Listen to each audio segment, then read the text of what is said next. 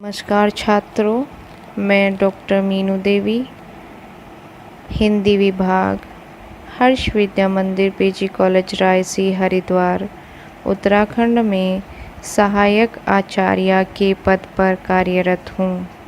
आज हम श्री देव सुमन विश्वविद्यालय के एमए सेकेंड सेमेस्टर के 5वें प्रश्न पत्र भारतीय काव्य शास्त्र एवं हिंदी आलोचना विषय को पढ़ेंगे, जिसका शीर्षक है काव्य के भेद। काव्य के मुख्यतः दो भेद होते हैं, श्रव्य काव्य और दृश्य काव्य। श्रव्य काव्य वह है जो कानों से सुना अथवा मुख से पढ़ा जाता है। श्रव्य काव्य उसे कहते हैं जब हम किसी व्यक्ति को बोलते हुए सुनते हैं और वह ध्वनि हमारे कानों में सुनाई देती है, उसे हम श्रव्य काव्य कहते हैं, क्योंकि वह हमारे द्वारा सुना जाता है। दृश्य काव्य। दृश्य काव्य वह है जो अभिनय के माध्यम से देखा सुना जाता है, जैसे नाटक, एकांकी आदि। दृश्य काव्य जब हम किसी चीज़ को या हम टीवी में नाटक, फिल्म देखते हैं, जब उसमें नायक अभिनय करता है, वह बोलता और अपने अंग भंगिमाओं के द्वारा हमें अभिनय के माध्यम से दिखाई भी देता है और सुनाई भी देता है, उसे दृश्य काव्य कहते हैं। श्रव्य काव्य के दो भेद होते हैं, प्रबंध और मुक्तक। प्रबंध काव्य में कोई धारावाहिक कथा होती है, अर्थात किसी कथायुक्त श्रव्य को प्रबंध काव्य कहा जाता है। इसमें किसी घटना अथवा क्रिया का वर्णन काव्यात्मक रूप से होता है। जयशंकर प्रसाद की रचना कामायनी को इसका एक श्रेष्ठ उदाहरण माना जाता है। प्रबंध काव्य के अंतर्गत महाकाव्य, खंड काव्य और आख्यान गीतियाँ आती हैं। महाकाव्य। महाकाव्य प्राचीन आचार्यों के अनुसार महाकाव्य में जीवन का व्यापक रूप में चित्रण होता है। इसकी कथा इतिहास प्रसिद्ध होती है। इसका नायक उदास और महान चरित्र वाला होता है। तुलसीदास की रामचरितमानस इसका एक अच्छा उदाहरण है। इसमें वीर, श्रृंगार और शांत रस में से कोई एक रस प्रधान तथा शेष रस गौण होते हैं। यह प्राय लंबे कथानक पर आधारित श्रृंगबद्ध होता है। इसमें कम से कम 8 सर्ग होते हैं। महाकाव्य की कथा में धारावाहिकता तथा हृदय को भाव विभोर करने वाले मार्मिक प्रसंग का समावेश भी होना चाहिए। आधुनिक युग में महाकाव्य के प्राचीन प्रतिमानों में परिवर्तन हुए हैं। इतिहास के स्थान पर मानव जीवन की कोई भी घटना अथवा समस्या इसका विषय हो सकती है और महान पुरुष के स्थान पर समाज का कोई भी व्यक्ति इसका नायक हो सकता है,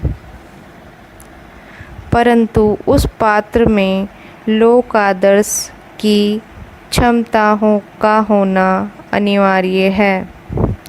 हिंदी के कुछ प्रसिद्ध महाकाव्य हैं, जैसे कि पद्मावत, श्री रामचरितमानस, साकेत, प्रियप्रवास, कामायनी, उर्वशी आदि।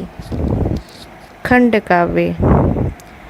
खंड काव्य में किसी लोकनायक के जीवन के व्यापक चित्रण के स्थान पर उसके जीवन के किसी एक पक्ष अथवा रूप का संक्षिप्त चित्रण होता है,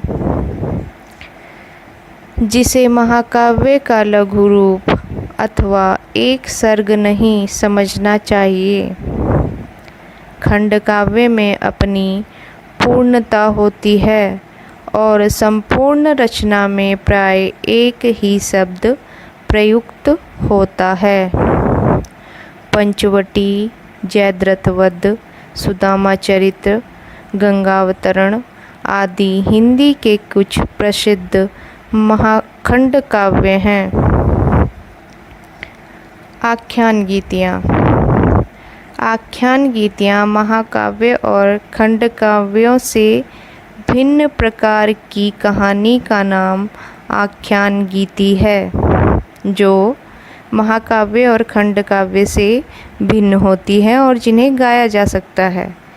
इसमें वीरता, साहस, पराक्रम, बलिदान, प्रेम, करुणा आदि के प्रेरक घटना चित्रों के माध्यम से कथा कही जाती है। इसकी भाषा सरल, स्पष्ट और रोमांचकारी होती है। गीतात्मक और नाटकीयता इसकी विशेषता है। झांसी की रानी, रंग में भंग, विकट भट आदि रचनाएं आख्यान गीतियों के अंतर्गत आती हैं। मुक्तक काव्य। मुक्तक काव्य महाकाव्य और खंड काव्य से भिन्न प्रकार का होता है। उसमें एक अनुभूति, एक भाव या कल्पना का चित्रण होता है। महाकाव्य और खंड काव्य जैसी धारावाहिकता न होने पर भी इनका वर्ण्य विषय अपने में पूर्ण होता है। उनके पदों का आपस में कोई संबंध नहीं होता। प्रत्येक पद या छंद स्वतंत्र होते हैं, जैसे बिहारी और रहीम के दोहे तथा सूर और मीरा के पद। मुक्त रचनाओं को भी दो श्रेणियों में विभाजित किया जा सकता है, पाठ्य मुक्तक और गेय मुक्तक। पाठ्य मुक्तक। पाठ्य मुक्तक रचनाओं में विषय की प्रधानता होती है। इसमें विभिन्न विषयों पर लिखी गई छोटी छोटी विचार प्रधान रचनाएं होती हैं, जिसमें किसी प्रसंग को लेकर भावानुभूति का चित्रण होता है अथवा किसी विचार या रीति का वर्णन किया जाता है। तार सप्तक की रचनाएं सुमित्रा नंदन पंत की पतझड़, सूर्यकांत त्रिपाठी निराला जी की भिक्षु, वह तोड़ती पत्थर आदि रचनाएं इसी के अंतर्गत आती हैं। गेय मुक्तक। इसे वित्तीय प्रगति काव्य भी कहते हैं। यह अंग्रेजी के लिरिक या समानार्थी है। इसमें भाव, प्रवणता, आत्माभिव्यक्ति, सौंदर्य में कल्पना, संक्षिप्त संगीतात्मकता की प्रधानता होती है। कबीर, तुलसी, रहीम की भक्ति एवं नीति के दोहे तथा बिहारी, मतीराम, देव आदि की रचनाएं इसी कोटि में आती हैं। धन्यवाद छात्रों।